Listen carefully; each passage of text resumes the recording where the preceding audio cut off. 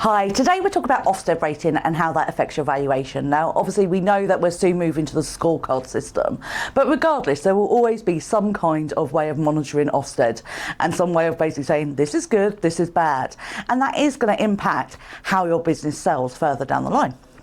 So the thing with Ofsted is that it's a bit of a complicated one, because in reality people within the sector know how arbitrary sometimes these rulings are, how actually someone who's suddenly gone down from good to requires improvement, how easy it is to make that step, and also what's required to get back there. So for them, they're not quite as concerned about Ofsted rating. However, especially for new investors or for lenders, they really are. And that can be a really big problem, because actually they see it as maybe a much bigger issue than it is.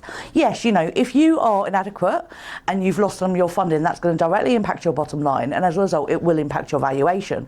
But arguably, actually, if you're RI, if you're good, if you're outstanding, none of those should impact your valuation, because your income will continue, so it will stay the same. So why does it affect the bottom line?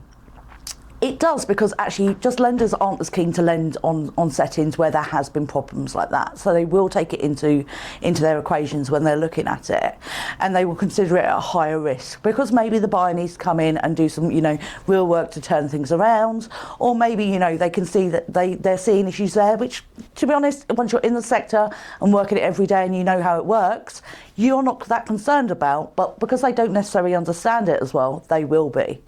So it's not possible to say, well, actually, if you move from good to requires improvements, then it will have this monetary value impact on your valuation.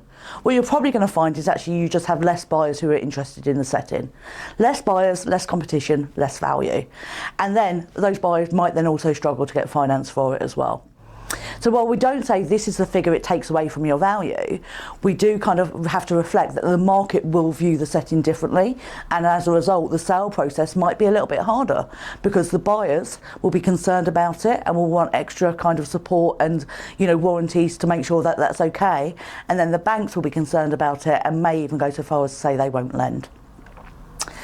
I hope you found that useful. If you have any questions, please drop them below, and hopefully I'll see you again soon.